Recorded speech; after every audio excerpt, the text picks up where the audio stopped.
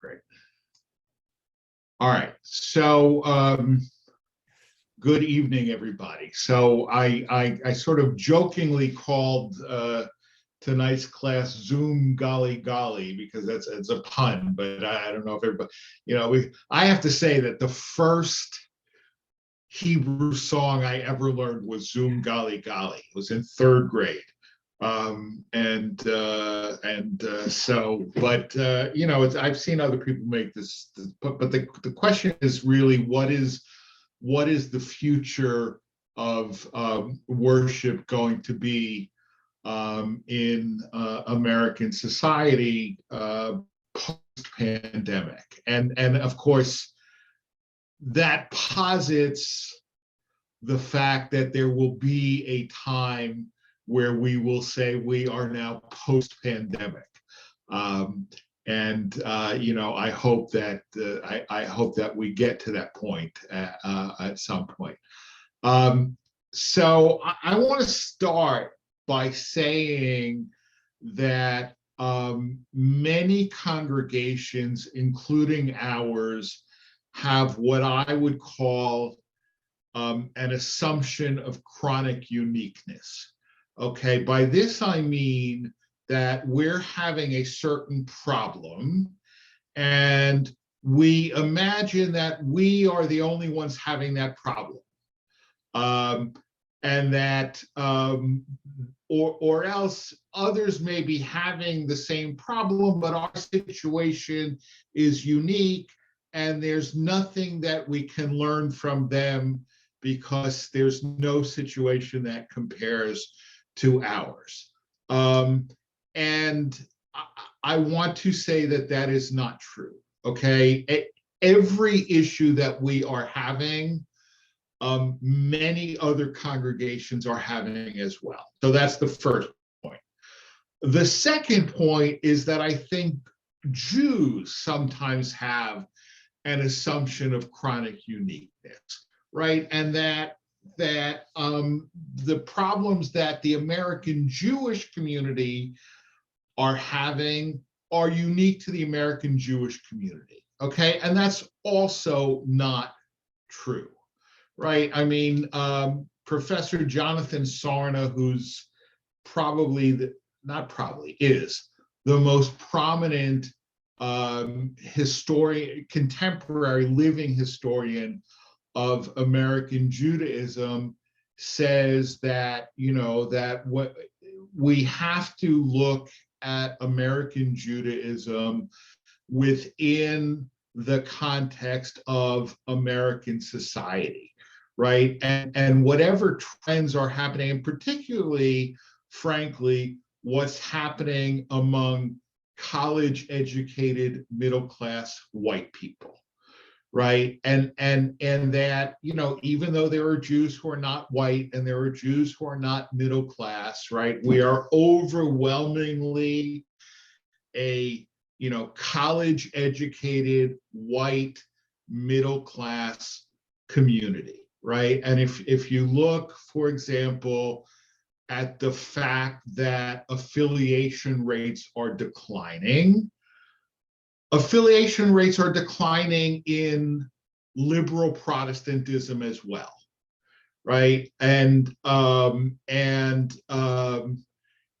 for that matter, I mean, although it doesn't seem that way, it's declining among Roman Catholics as well. Now, you could look at me, many of you know that I am a statistics geek when it comes to religious stuff, right? And the numbers of Catholics are holding steady, right? The Catholic Church in America is not shrinking, but it's not keeping pace with the growth of the population either. In other words, and this is a statistic that some of you have heard me say before. If ex-Catholic was a denomination, it would be the third largest denomination in the country, right? The first largest denomination in the country is Roman Catholic. The second is Southern Baptist. And if ex-Catholic was a denomination, it would be the third. And overwhelmingly, white Catholics are becoming white ex-Catholics, and they are being replaced by Latino and African immigrants. So this trend of disaffiliation is not unique to Jews. Not that that's necessarily relevant to the point that I'm making, other than the fact that when we want to understand what's happening in the American Jewish community, it's not unique to the American Jewish community, and we have to look to our peers as well. Okay, so now in terms of the COVID pandemic, and by the way, please, I mean, interrupt me at any time, either with a question or an objection or a rebuttal, whatever. Now, I may say, you're a step ahead of me, I'll get there. But I really, I find in these classes that I'm lecturing a lot, and I don't like to do that. I mean, I really want this to be a discussion or a dialogue. But in terms of the scientific response to the pandemic, right? You probably heard doctors and research scientists saying, this is kind of like building the plane while we're flying it, right? And you've heard that phrase used, right? And the same is true of the religious response, right? We are building the plane while we are flying it, right? We're trying to, figure out what to do and how to respond. But, there's no such thing as, saying, all right, no more services for a month while we figure this out, right? It's just not the way we work, right? We want to have services regularly. And in the point of fact, we haven't missed a beat, right? I mean, I think in the last 2 years, there has not been a single Shabbat when we didn't have a minyan both Friday night and Saturday morning, which was not the case for the 2 years before that. I don't know how many weekday minyanim we haven't actually had a minyan, but I'm pretty confident that you could count that number on the fingers of both hands.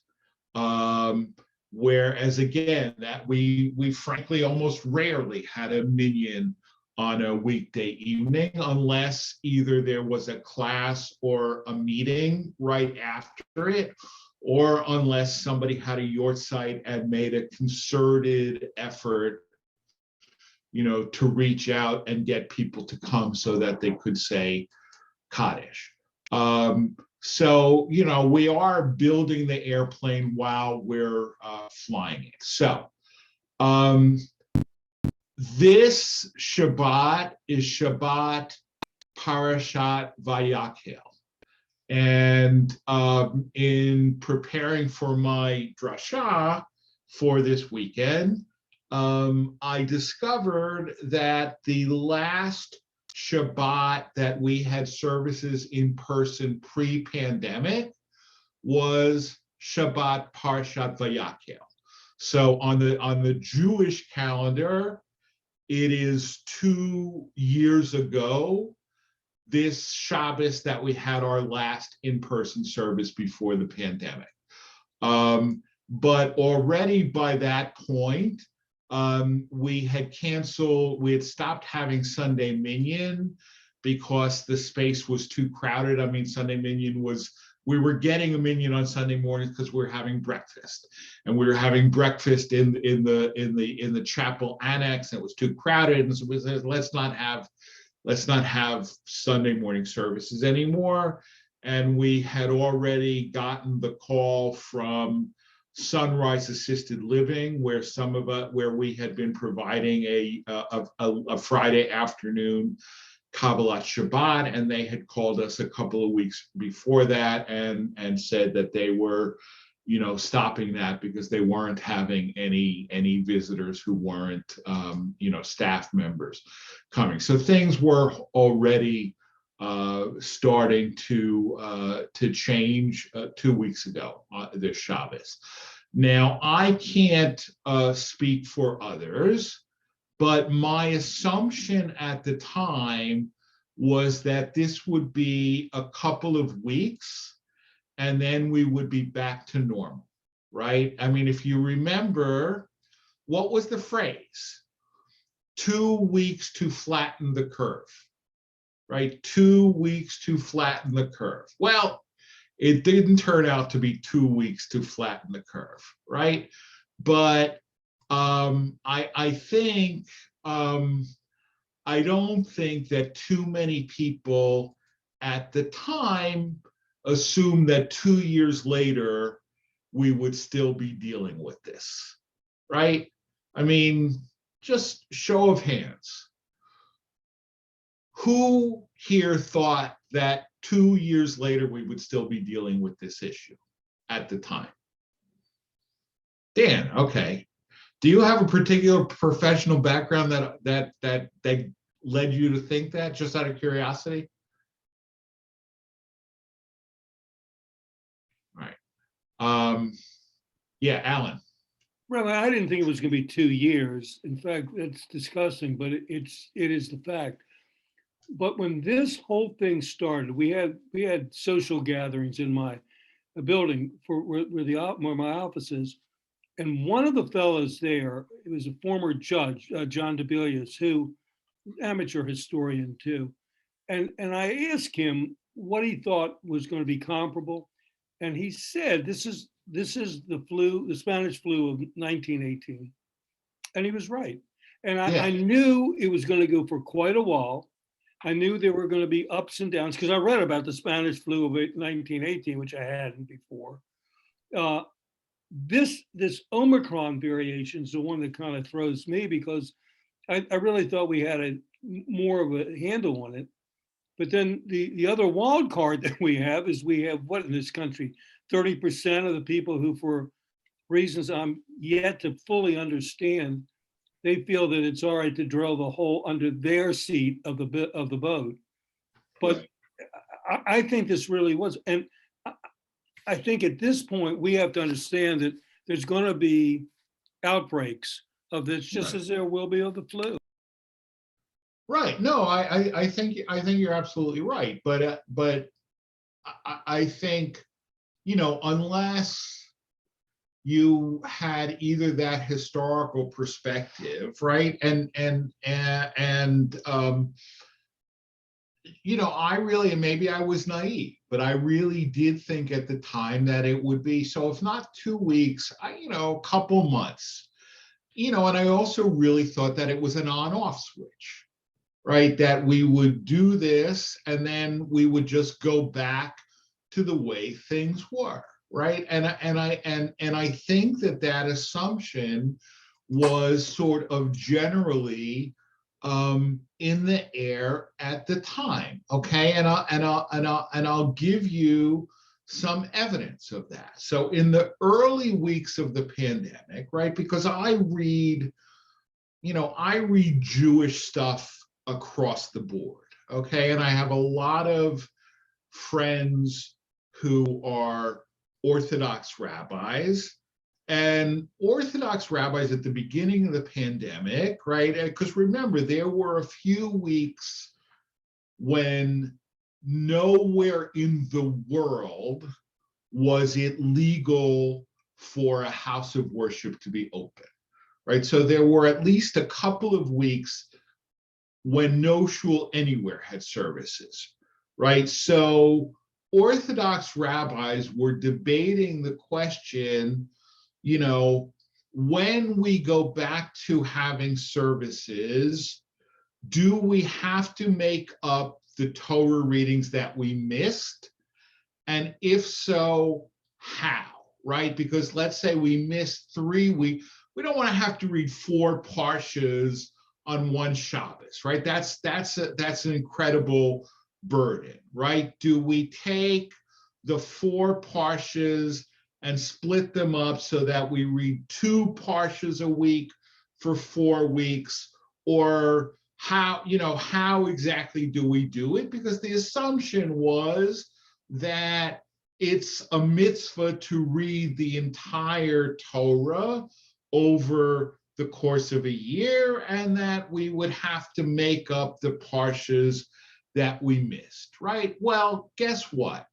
I haven't seen a single article dealing with that question in months and months and months, all right? Because if you miss 4 weeks, all right, fine, you make it up somehow. So the services will be 20 minutes longer than they otherwise were, right? But if you're missing 3 months or 6 months, right, how are you gonna, and I honestly don't know how they came to the conclusion that they didn't have to make those up, but I know that they did, right? But the fact that they, at the beginning of the pandemic, they were struggling with it indicates to me that they thought that it would be a few weeks and then back to normal, right? And similarly, and I would say also that, I mean, what were the groups that were meeting in person the soonest? Okay, aside from, certain evangelical churches, which either,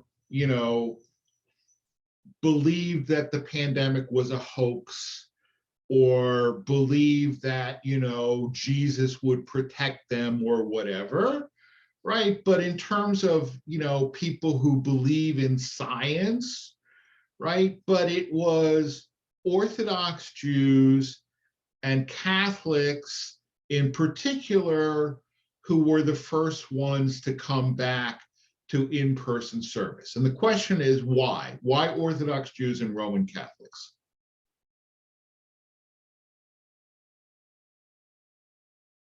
Yeah, Sue. You can just hop in, by the way. Okay, well, I know Roman Catholics have to take communion, it's required. And they, unless somebody brings it to them, like in a nursing home, they have to go to church to receive it. And Orthodox Jews are not gonna put services, as far as I know, online for Shabbat. So they have, more of a reason, I guess, to be there in person so that they can, do everything they're supposed to for Shabbat. Bingo, that's exactly right. I mean, there's no Eucharist over Zoom, right? I mean, and Orthodox Jews don't use, computers or other technology on Shabbat, as well as, the question of whether you can have a minyan over Zoom, right? Which, by and large, the Orthodox community says you can't have a minyan over Zoom. Okay, but if you push, more liberal and open-minded Orthodox rabbis, why can't you have a minyan over Zoom? Right, because I'm bracketing the question of Shabbos, right? Because, all right, so you can't use Zoom on Shabbos if you're Orthodox. You can Zoom on weekdays, right? And there are Orthodox shuls that do use Zoom on weekdays, but they don't consider it to be a minyan. All right, now, why can't you have a minyan over Zoom on weekdays? Because the conservative do, okay? And we need something to, and I mean, and I'm not joking, okay? And I'm not minimizing it either, okay? But there are certain things that become sort of boundary issues, okay? If the conservatives do it, then we can't, because then people will think we're just like conservatives, okay? And I mean, as an example, I mean, something that has nothing to do with the pandemic, swordfish, okay? There is a dispute whether swordfish is kosher. Okay, and for a long time I didn't eat swordfish, and actually I still like haven't eaten swordfish, but I now believe that swordfish is kosher, right? Although I haven't actually eaten it. But there are Orthodox rabbis who will, who are as like students of the history of halacha will say, well, it really should be kosher, but because the conservative movement says it is, we have to say it's not, because they're sort of like, boundary marking issues, right? But so at the beginning of the pandemic, and we know this because we lived through this, right? So we have what's known as the Committee on Jewish Law and Standards, the CJLS, or the Law Committee, right? And at the beginning of the pandemic, what did they say? That you could have services on Zoom or Streamline, but, right, the equipment had to be set up and running before Shabbos and couldn't be touched on Shabbos, right? And that you couldn't have a minyan over Zoom, right? That you could, like, let's say you had to say Kaddish, right? If there were 10 people physically present somewhere, and then you Zoomed in remotely, you could fulfill your obligation to say Kaddish, right? In other words, you could say Kaddish over Zoom with a pre-existing minyan, but you couldn't constitute a minyan over Zoom, right? But what happened, right? As the pandemic wore on, and more shuls said, this is untenable, right? This is untenable, right? Because for the reality is that for many shuls, right, Shabbos is, the building is empty. The building is empty from Saturday noon till Friday at 6 p.m. The building is pretty empty, right? And where it really becomes a community is on Shabbos. And if we can't meet on Shabbos, then the community disintegrates, right? So they clarified that you could have a minyan over Zoom. Not clarify, they changed the position. You could have a minyan over Zoom except for the Torah reading, and that as far as the equipment, the shul had to set up its equipment before Shabbat, and advise people that you can participate without touching the equipment on Shabbat. But it's not my job to make sure that you don't operate your computer on Shabbat, right? It is my job to make sure that you can participate without having to do it, right? But if you do it, then that's up to you, right? And we changed our policies in in accordance with the changing guidance of the law committee. But what's also interesting is that when the law committee said, particularly about a minyan over Zoom, right, the ruling was this is what's known as sha'at hadachak. All right, sha'at hadachak means essentially it's an emergency situation, right? And that for the duration of the pandemic, we are allowing this thing that ordinarily would not be allowed, right? So already over a year ago, right, they were starting to deal with the question is, well, how do you know when the pandemic is over, right? And now, look, and the fact of the matter is, I mean, Zoom and Yanim are here to stay, right? The law committee may say, it's only for the length of the pandemic, and at a certain point, they may say, the pandemic is over, and therefore the permission to have minyanim over Zoom is over. But it's like whistling in the wind. I mean, I really believe that Zoom Zoom minyanim are here to stay. All right, so yesterday morning I sent out a link to an article by Rabbi Jack Moline. I don't know how many of you read it, but you know, I mean, Jack really said many of the things that I was planning to say anyway, and it's not really a surprise, because you know, every rabbi has to have a rabbi, right? And Jack in many ways is my rabbi. I mean, when I have a difficult situation that I have to figure out how to deal with, Jack is usually the person that I call. I mean, not necessarily if it's a halachic question. If it's a halachic question, I usually call Rabbi Dorf, who's the head of the law committee. But if it's a just sort of like, how should I handle this, right? Like, let's say Rabbi Kraft. I usually call Jack, and we were arrested together back in 1995, so we go back a long way. And so I'm actually going to read not everything, but some of what he wrote. He said, I hear that it is the conceit of every generation that its times are unique and demand innovative responses to familiar situations.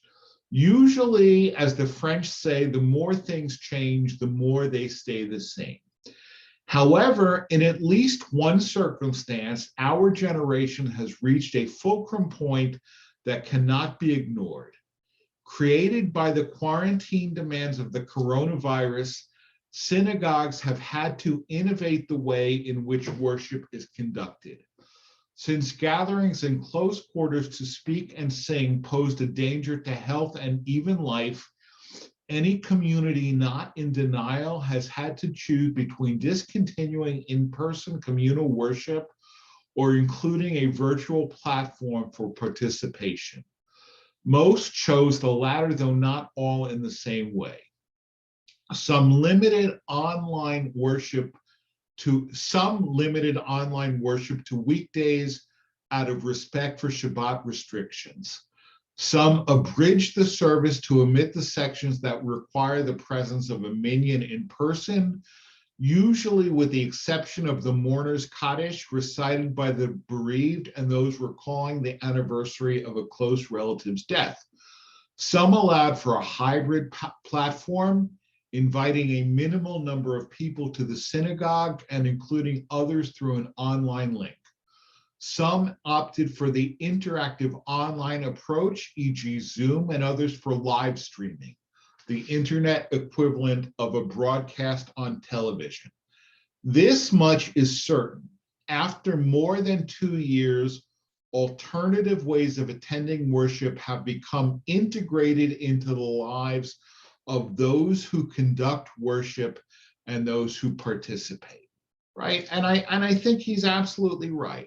And then, you know, he goes on, and less relevant for our purposes, but he shows other examples where technological change has changed the way that Jews daven. Okay, and you know, it may seem weird, but because when we think of technology, we tend to think of like electronics, right?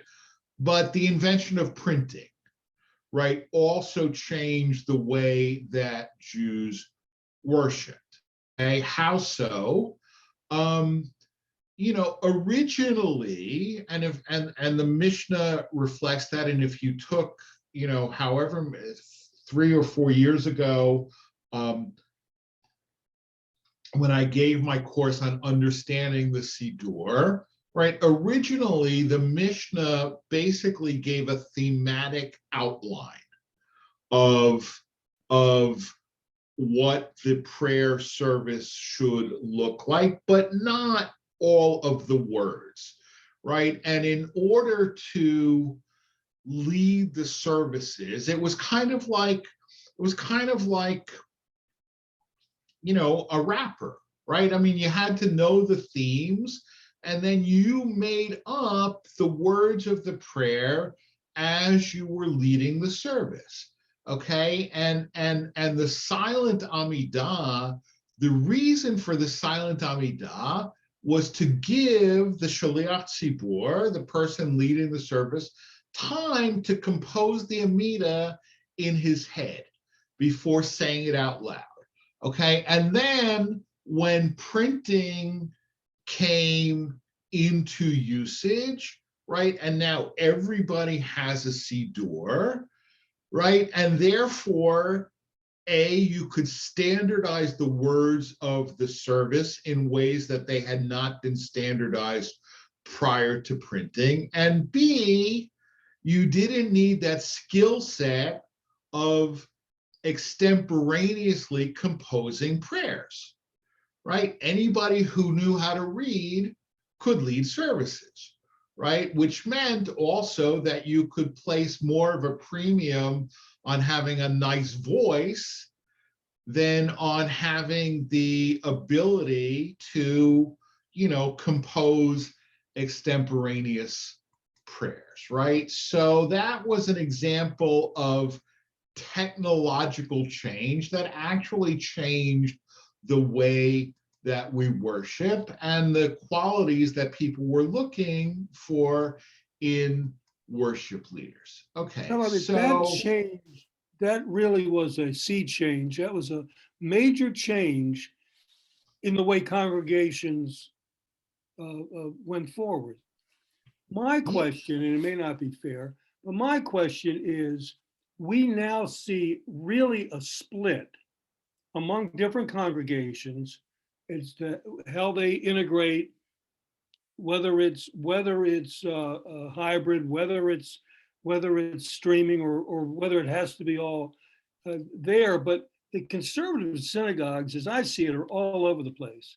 And you've said in the past that the law essentially is what the rabbis say it is. It evolves, it changes. Do you right. see a schism? Do you see a possible split because of the way that congregations deal with technological issues in the conservative movement I'm talking about?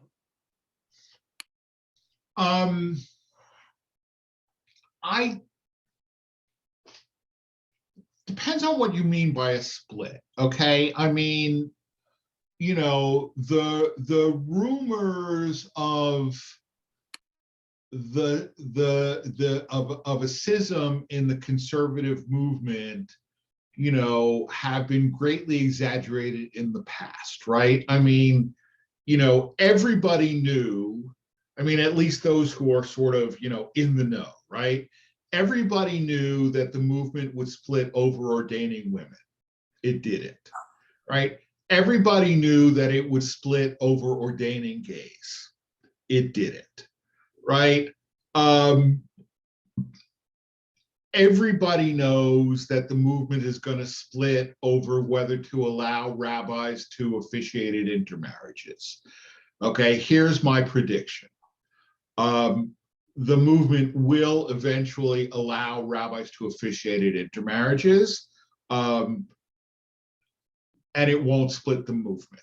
Okay, what is more likely to happen are splits within congregations, okay, where you will have, and this is where you have to tread carefully, right? Where and I mean, you're a little bit ahead, but in fact, I'm going to say you're ahead, and so let me get there when I get there, okay? But I can see, for example, there are congregations that where the rabbi does not does not personally use technology on Shabbat, and therefore they're still not Zooming on Shabbat, right? I mean, so what does such a congregation do? They have a Kabbalat Shabbat service before sundown, right? And they have a Havdalah service at the end of Shabbat, but for the 25 hours of Shabbat, they are dark. Okay, now what I can definitely see happening, because, and again, I don't know what people know or don't know, okay, but this is the year of the great rabbi shortage in conservative Judaism. Okay, right now there are 80 conservative synagogues looking to hire rabbis and 50 conservative rabbis looking for new pulpits.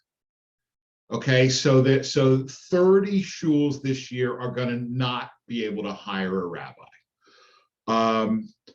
And part of what's happened is that very few rabbis retired last year, right? Because rabbis who were planning to retire last year, and then the pandemic hit, and they were, the pandemic hit in March, and they hadn't hired a replacement, and all of a sudden they can't even interview anymore. So they prevailed upon the rabbi to put off their retirement for a year, right? So many of the rabbis, so you have essentially 2 years worth of retirements taking place this year, right? But if you have a shul that hasn't been Zooming on Shabbat because the rabbi wouldn't allow it, and now that rabbi's retiring, right? Is that shul going to make that a litmus test, right? In other words, this rabbi's been here 25 years, we like them, so we didn't want to twist their arms to make them do something that they're not comfortable with. But, now we want to only hire a rabbi who will agree to use Zoom on Shabbat or something like that, right? Those kind of splits I do see happening. I don't see the movement as a whole splitting over this, because, the law committee guidance is just guidance. Right, it's not mandatory. I mean, there are certain exceptions, but this is not an area where the law committee, they give guidance, not instruction per se. Okay, so Rabbi Moline then goes on to talk about saying Mourner's Kaddish. His mother died during the past year, so he was saying Kaddish, and he pointed out that how much easier it was to find a minyan, because there are shuls that have minyanim online, and reliably have a minyan. And that's true of us, right? I mean, we certainly did not reliably have a minyan on weekdays pre-pandemic. We pretty much reliably have a minyan on weekdays now. The only service that we don't reliably have a minyan is Sunday morning, right? And we can get a minyan on Sunday morning. It's not that hard, but we have to sort of know in advance and make that effort, right? And he talks, about how it was hard to get used to having a minyan online. He says, but the community that formed was warm and personal, almost never including the impatience of someone who was called to help make the minyan, or whose bus to work was leaving precariously close to the end of a service, even slightly delayed. Indeed, the conversations taking place among these online worshipers now surround the question of whether and when to return to in-person worship, and what to do about those who have come to rely on the spiritual nourishment and social interaction of virtual gatherings. Overwhelmingly, even among those who return to in-person worship, there is an insistence about the importance of an online option. What will the rules turn out to be? Part of the answer depends on the nature of the question. Is the goal of daily worship to maintain the format for worship or to widen the population that participates? That is to say, is it better to struggle daily to gather 10 people in person or to encourage 25 to continue to join virtually, right? And this is, I mean, for a while, this may have been a theoretical question, right? But it's now a tachlis question, right? I mean, Marcia moved to the Chicago area a while ago, but she still reads Torah almost every Shabbat morning, right? She takes part in our classes. I mean, she's part of our community, right? And Sue, you're looking to move to Northern Virginia, not quite as far as Chicago, but still, I mean, so the ability to continue to participate, even though you've moved away, right? And this is going to be increasingly, the case, right? And so different shuls are going to have to deal with this in different ways, right? And how do we and here is the difficulty, okay, is that many of you have heard me say, and again, this is not unique to me, right? Literally every rabbi that I've spoken to who's doing hybrid services, right, says that it is twice as much work for half as much reward, right? And what I mean by that is that you have to constantly try to figure out a way to include the people who are there in person and the people who are online, right? And it is not as satisfactory an experience for anybody, right? I mean, the Zoom experience is better for people on Zoom when we're Zoom only, right? When it's a hybrid service, the sound is not as good. There's an echo. Sometimes you can't see the people, et cetera, et cetera. I mean, I'm assuming, right? I mean, whenever we've had a hybrid service, I've been there, right? But for those of you who have been on Zoom during hybrid services, would you say that the Zoom experience is not as good as it is when it's a Zoom only service? Right? And it's not as good for the people in person either as it would be without, because the technology is intrusive, right? It is. I mean, so which is not, and believe me, it is not an argument to not do it. It is not an argument to not do it. It is just a recognition of a certain reality, right? That we have to figure out, and look, I mean, if we're going to be doing hybrid services for 4 or 5 or 10 years or forever, then we have to re-equip our sanctuary. I mean, we have to, put in a few $1,000s and buy equipment that, makes that more feasible. If it's going to be only for 6 months, then it doesn't pay to, to make that investment. I mean, I will tell you, and Leslie, I saw you like we're going to speak, and then so I guess I said what you were going to say.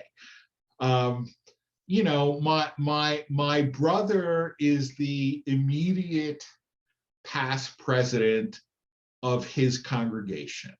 Okay, and I say congregation advisedly because it is a Unitarian congregation, right? But if you think that the Unitarians don't have the exact same issues as we do, you would be wrong. Okay, and so we engage in shop talk, right? But his congregation equipped their building for Zoom and streaming, and they do beautiful services, and all it took was $40,000 worth of equipment, right?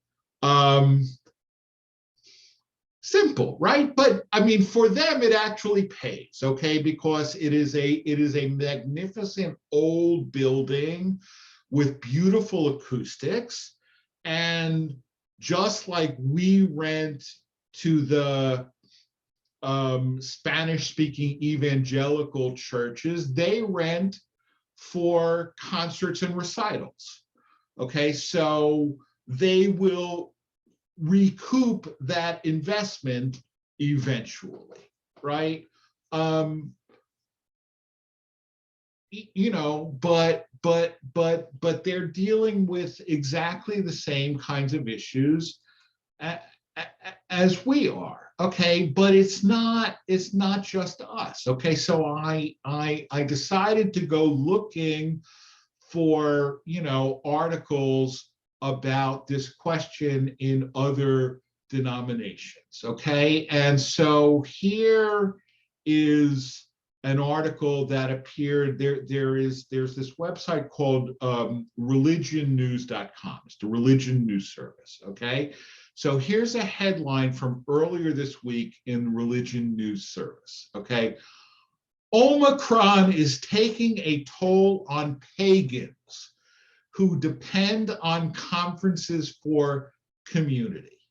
Okay, a Rahmanis on the pagans. Okay, but you know, it ain't just us. Okay, and the pagans are suffering because they have these mega weekend gatherings, and the mega weekend gatherings fund their week to week activities, and without these mega pagan conventions, they don't have the money coming in to keep them functioning. Okay, so the pandemic is hitting the pagans, you know, with great difficulty.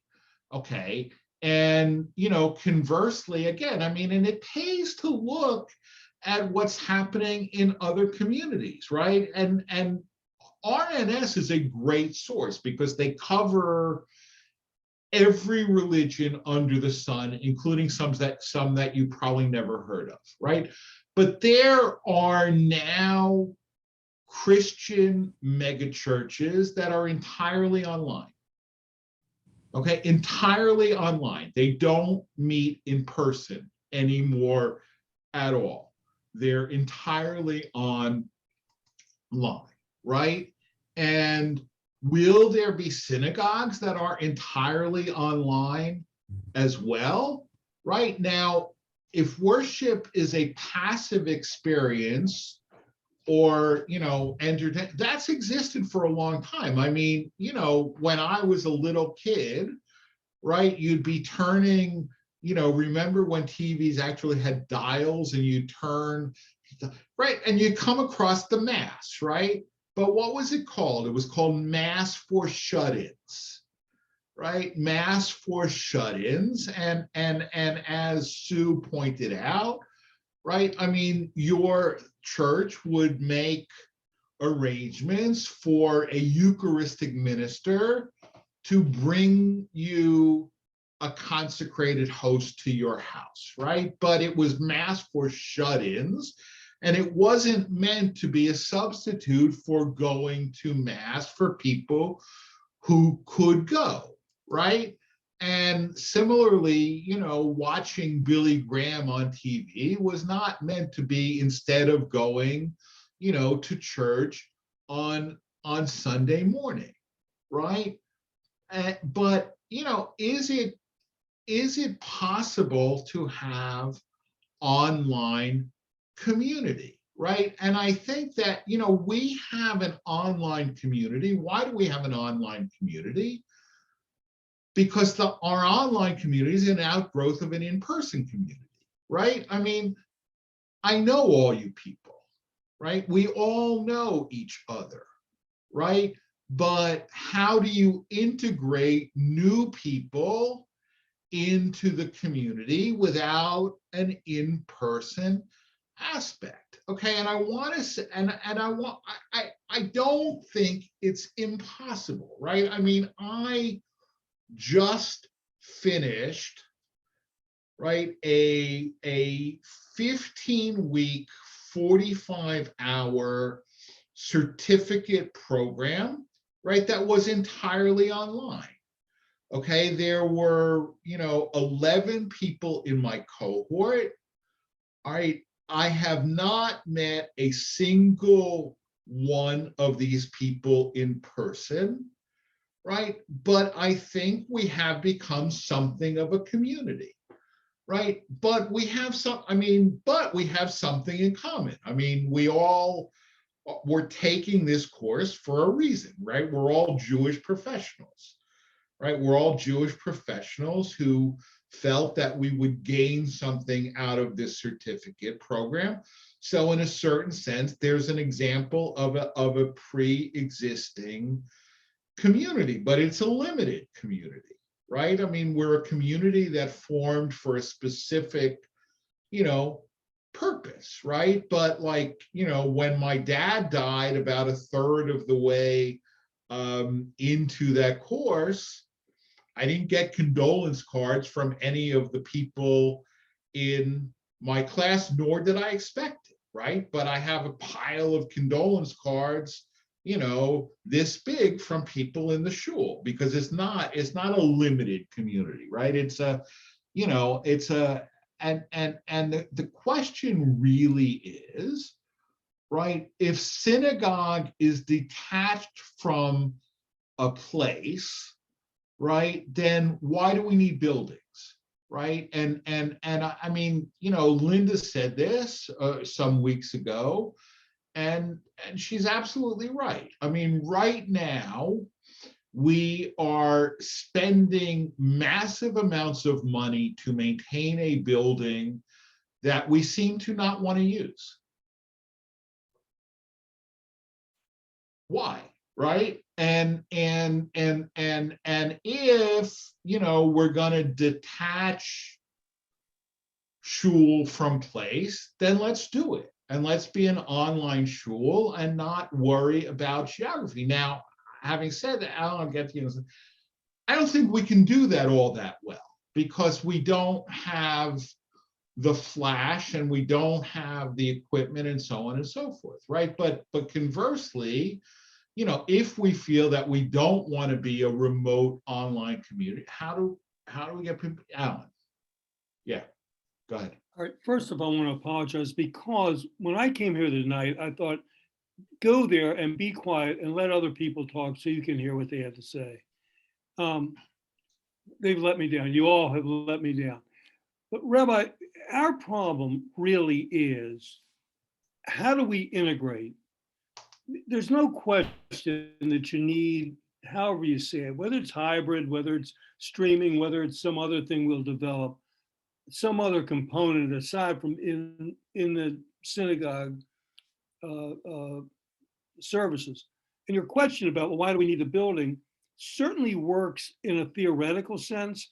But as I look on this group, Linda Pesci's here, and she's spoken eloquently in the past about the feeling she gets about being in the synagogue, and that it's a very special thing, and it's really part of her, in a way, her religious, more than that, in her religious life.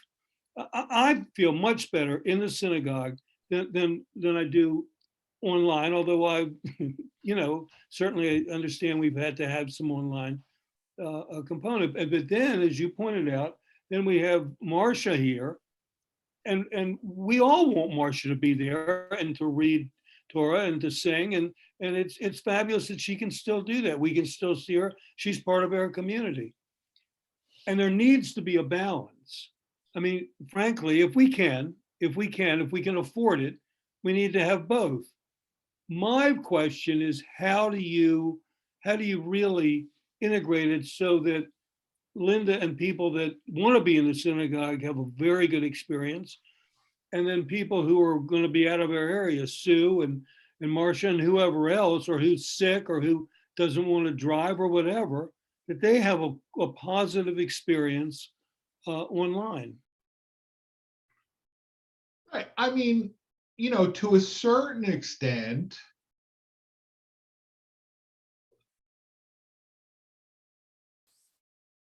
I mean, some of these things can be solved with money, right? I mean, it's not just a question of getting the appropriate equipment, right? But also getting, you know, ultimately paying people to operate it, right? You know, because there are ways, for example, of you know, miking the sanctuary so that like right now, I mean, as you all know, we can only have one microphone on in the sanctuary at a time, otherwise you get this tremendous feedback, right? Why? Because the microphones are feeding directly into Zoom. If you mic the sanctuary into a soundboard and the Zoom feed was coming through the soundboard rather than directly through, right? But you need somebody to operate the sound. You need the mics, you need the soundboard, and you need somebody to operate it, right? So it's not just a question of dropping, you know, $5 or $10 or $20,000 on equipment. It's also dropping a couple $100 every Shabbos morning to have somebody operate the equipment, right? And it still won't be as good, but it would be a lot better, I think, right? I mean, that those are certain realities. Linda, yeah. I don't see it as a technological issue because my concern is if we don't get 10, we don't have the Torah. If we have it online, the motivation for 10 goes away, and then I still won't get my experience. So I'm not concerned how good it is. I wouldn't care if both's going on. But if there's not 10, there's not a Torah.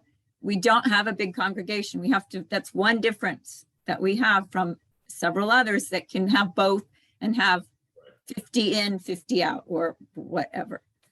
So if the technology would solve it, I'm fine with the technology, but going and not getting to have the Torah out. Right. I mean, you know, and I look, I think that you're right. There's no technological fix for that, right? I mean, you know, ultimately, and this is really hard because it requires people to be honest with themselves, right? In other words, right, I don't expect somebody who lives in either Chicago or Northern Virginia to come to our shul on Shabbos morning, right? And I don't expect somebody who's sick to come. In fact, I don't want them to come, right? But the question, in other words, people should be on Zoom either because they live really too far away to come in person, or because they're sick, or because they're immunocompromised and numbers are high in transmission and so on and so forth, right? Not be on Zoom because, oh, I don't feel like getting dressed, or, you know, oh, I can sleep a half an hour later if I don't have to come to shul, right? And that's the problem. And I don't want to be the arbiter of that, right? But, you know, I think that is really the reality, is that people have to be honest with themselves and ask themselves, you know, is it necessary for me to be on Zoom? In which case, be on Zoom. Or is it simply more convenient for me to be on Zoom? In which case, you know, think of the other people. Yeah. Right. I mean, having said that, you know, I mean, there's a universe of 25 or 30 people who are going to be either in Zoom or in person, and then there's another 70 people who are neither. And, you know, they ought to make that sacrifice every now and then also to come every once in a while, you know. And but it does, you know, when, you know, and there's no technological fix for that. I mean, there's no technological fix for the need to have 10 adult Jewish bodies in the room. And that's an issue. All right. Anybody else? Yeah, Joe. Yeah, I was going to say, I mean, there are other aspects to worship. There's a social experience of being with other people. You know, I miss the kiddishes, for example. Not just because of Tom and Linda's excellent cuisine, but, you know, sitting around schmoozing the kiddish conversations. So there's, you know, can we kind of maintain community without those other sort of aspects that go along with worship? And right, and that's, you know, I suppose we can, but then it's better in person. I think we could replicate kiddish luncheons online. I suppose everyone bring their own, and people could leave the discussion. But I don't think it would be the same as no, it's not the same. And unfortunately, I mean, that is a you know, a higher risk activity. You know, I mean, we're going to restart hybrid services, not this Shabbos, but next Shabbos. And I'm ready for that. I don't personally know if I'm ready for us to have Kiddush again yet. I don't know. I mean, I don't know how many of you have eaten in restaurants or do, but I haven't, you know, and so this is, you know, everybody's going to evaluate their own risk tolerance, right? But, you know, but it's quite clear that, I mean, that social aspect is going to be, you know, harder to reintroduce than, you know, having 15 people in a sanctuary that seats almost 400, right? I mean, that's not a big deal. And I saw somebody else had a. I did. Yeah, Toby, yeah. I think it's too soon still to come to any conclusion, because I'm looking forward to being in shul. I think it is a better experience and more meaningful, but I think I keep feeling that we have to wait and see what happens with this Omicron, that we can start to go back as long as people who say they're coming are honest about it. Right. And even if we go back,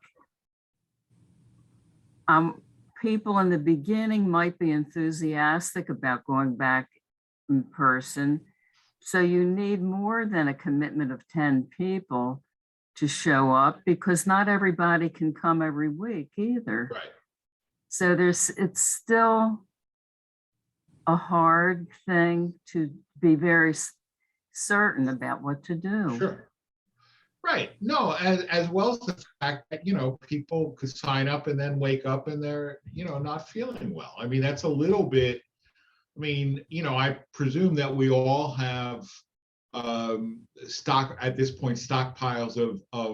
of rapid tests in our house. But having said that, you know, unfortunately, the rapid tests are not 100% accurate, and where they are pretty much 100% accurate is there are very few false positives, but there's a lot of false negatives. Right. So no, and obviously the point tonight is not to make any sort of decisions. I mean, we don't have the authority to make decisions in the adult ed class. It's just to to start thinking about the issue, and to me, again, I mean, for me, the key is to understand that it ain't just us, right? It ain't just Kilat Shalom, and it ain't just the Jews, right? And everywhere people are struggling. I mean, having said that, I don't know whether pagans have a minyan requirement, right? But but they're dealing with the same kind of stuff that we're dealing with. All right. Anybody else? If not, I'll go. I mean, I presume Georgetown is well behind at this point at halftime, and I'll go not watch the rest of the game. But I could be wrong. All right. Good night. Thank Do you miss Shabbat attending games in? Good night. Do you Good to miss see attending you, games in Masha. person? Good Do night. you miss? I was gonna say, do you miss attending the night. games in person? Shalom. A little bit. I mean, I might go on Sunday. I might go on Sunday. My brother. Let me stop the recording. Oh, sure.